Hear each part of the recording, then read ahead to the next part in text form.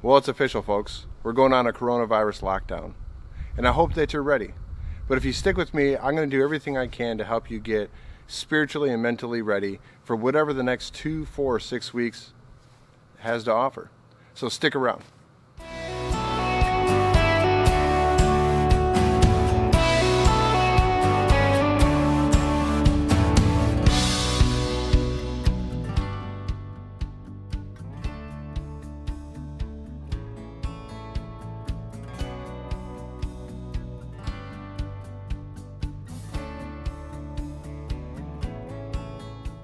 All right, YouTube. So if you're like me, you're pretty upset that you can't receive the Eucharist.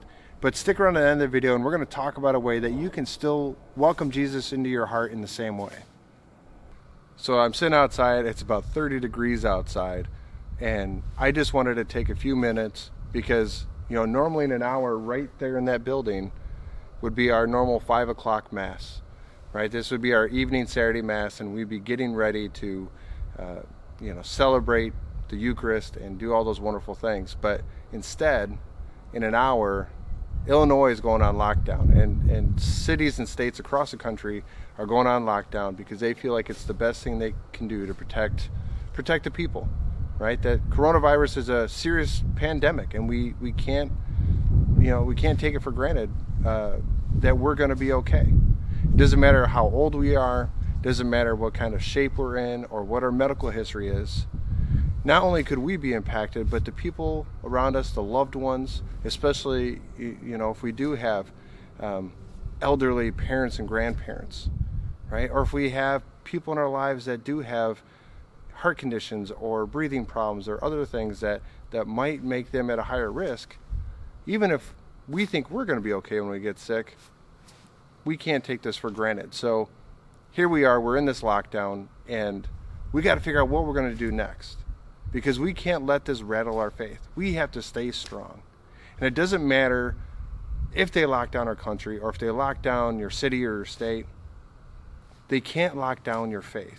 They can't lock down what's going on inside. They can't lock down your relationship with Jesus. So I'm hoping that in this video, I'm going to inspire you to stay strong, to not be afraid, and to keep moving forward. Find things that you can do right there in your home. Find the silver linings to all of this.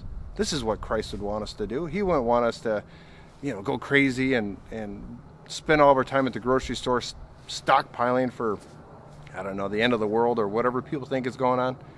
He'd want us to take this time to reflect and turn around and draw closer to Him in this time. So something that can never be locked down is prayer. No matter where we're at, what we're facing, we can always pray, right? We can pull out our rosaries and we can turn to God and we can ask for His intercession and ask for His help in these dire, dire times. And just because we're locked down at home doesn't mean that we can't continue to pray with the people around us. Just the other day, Pope Francis announced that he wanted everybody to do a rosary at 9 o'clock Rome time, which in my area is 3 o'clock. So I put out a little Facebook message and, just to let everybody know about it. And I put a little image on my wall and kind of gave everyone their times. That image got shared 250 times and was seen by over 20,000 people. And so imagine all 20,000 of those people, and that was just me. Now, obviously, people like EWTN and Catholic Answers and a lot of these other organizations that may have posted something about it have a far greater reach than I do. So imagine tens of thousands of people across the world, right? Not just even here in the United States, across the world, praying with the Pope, doing a rosary at the same time. Imagine God hearing that prayer because all of us came together. And so that's why don't give up hope that even if we are locked down and even if we are, forced to stay inside our homes for the most part, we can still find ways to be in community together. We can find ways to reach out to each other and share great, great moments with one another. And that these moments are, difficult times, but we can get through it. All right, if you stuck around this long, that means that you liked the video, so make sure you subscribe.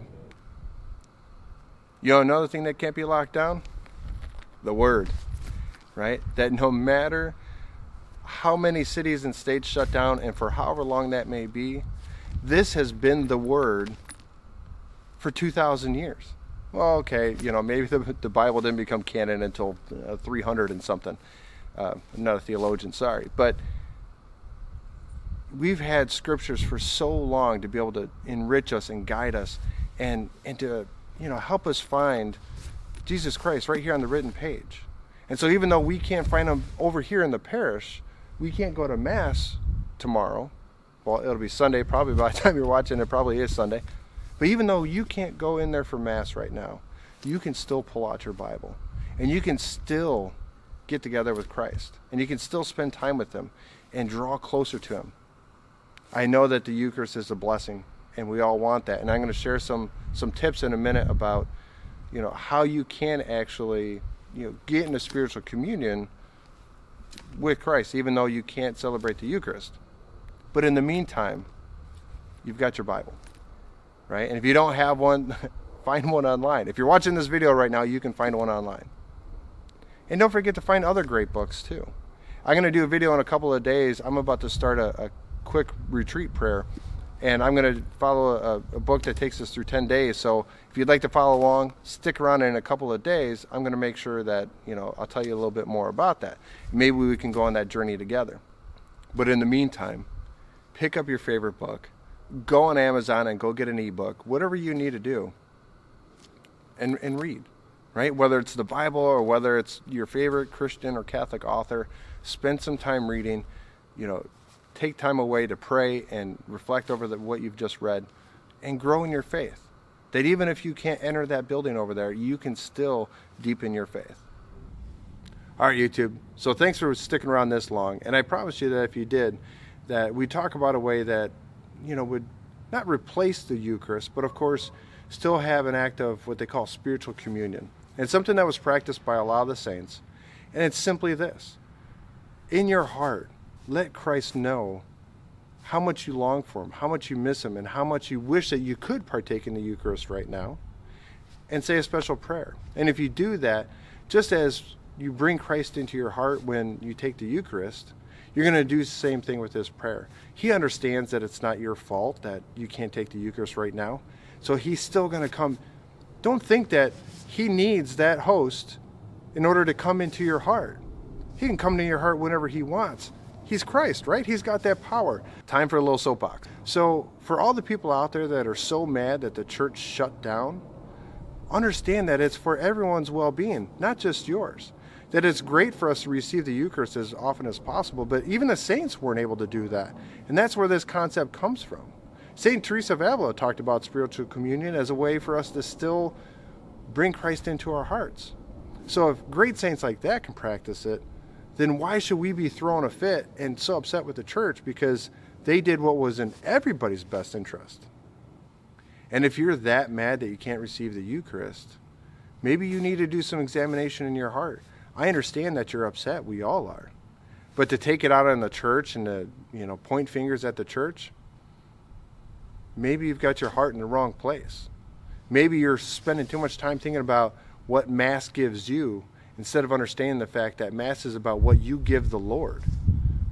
And if you really want to give to the Lord right now, he's asking you to take care of his people, to not get other people sick simply because you want the Eucharist. So practice spiritual communion and accept that as a way given to us by the church to still accept Christ in your heart. And trust that Jesus will come into your heart, whether you took the Eucharist this week or not. So I just wanted to make a quick video. Thank you for stopping by.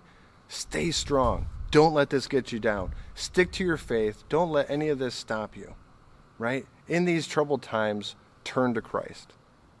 We can be physically locked down, but we can't be spiritually locked down. Keep fighting, keep pushing, stick to your prayers, keep reading the Bible, spend time talking to your friends and loved ones through phone or Skype or whatever means you've got. Stay connected with the community around you, and we'll get through this together. So if you want to keep on this journey with me over the next few weeks as we go through this coronavirus lockdown together, make sure you subscribe so you can find out when new videos are posted. I'm going to try to get them up more regularly. Things have been a little crazy lately for me too. But just stick around and we'll talk soon. Thanks. Bye-bye.